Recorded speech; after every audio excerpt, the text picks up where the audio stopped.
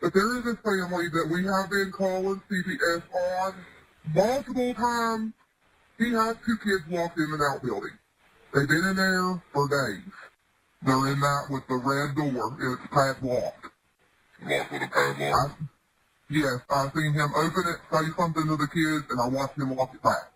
The kids are locked in there. You can't miss it. It's a red, 2 double doors. They're red. They're locked in that, in the barn.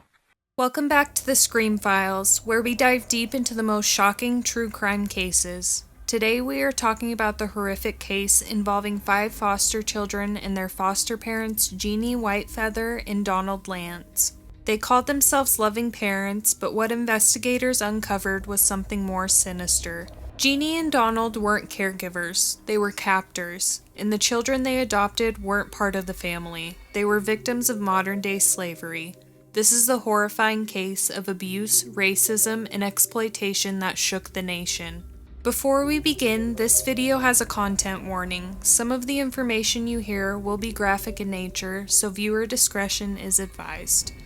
Jeanne Whitefeather and Donald Lantz lived in rural Washington state. To the outside world, they were seen as generous foster parents, taking in children in need, specifically black children, through the state's foster care and adoption system.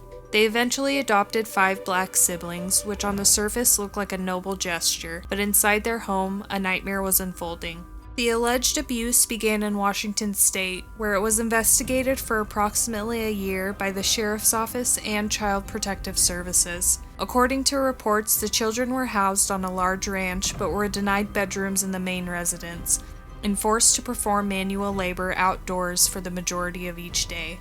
Disciplinary measures allegedly included physical violence and the withholding of food. Investigators documented 2 instances in which children attempted to flee the property. During interviews, the children reported that Jeanne Whitefeather would fire a gun at them, while Donald Lantz would strike them with a PVC pipe. In April 2023, the couple relocated with the children to Sissonville, West Virginia. According to court documents, neighbors began reporting concerns to Child Protective Services shortly after the family's arrival. These reports included claims that the children were being forced to work on the property, made to stand for extended periods, and required to use a portable toilet in the yard.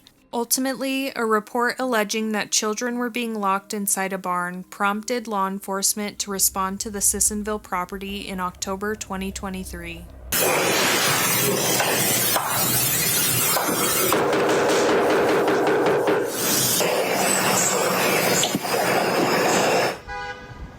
Court records and police reports revealed that the couple targeted these children because of their race, believing they were less likely to be protected or believed if they ever spoke out. Whitefeather in particular spoke disturbing white supremacist ideologies and even referred to the children as her slaves. The children were subjected to relentless physical, emotional, and psychological abuse. They were denied basic necessities like food, medical care, and education. They were isolated from the outside world and forced to perform labor under strict punishing conditions. In interviews later conducted by law enforcement and Child Protective Services, the children recounted horrific details of how they were treated more like property than human beings. Despite numerous red flags, including reports from concerned neighbors and mandated reporters, Whitefeather and Lantz were allowed to retain custody of the children for years. When police raided the home, they found clear evidence of abuse, malnourishment, injuries, and filthy living conditions. Jeanne Whitefeather and Donald Lantz were arrested and charged with multiple counts of child abuse, neglect, and unlawful imprisonment. Prosecutors also considered hate crime enhancements due to the racial motivations behind their actions.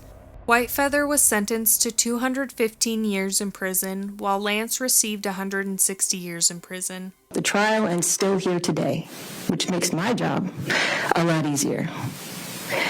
And instead of apologizing today, because you never have said you're sorry, but what you did do was put on one of the most reprehensible, narcissistic defenses that I have ever seen in my years of trial work. And may God have mercy on your souls, because this court will not. Please stand. This case has sparked national outrage and led to renewed scrutiny of the foster care system.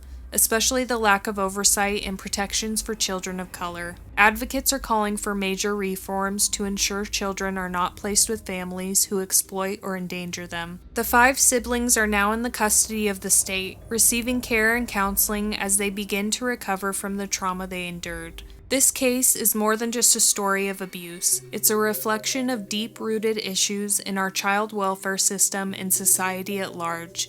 These children were failed at every level, and it's our responsibility to demand better. If you found this video informative, please like, share, and subscribe for more true crime stories that need to be heard. And as always, stay aware and stay safe.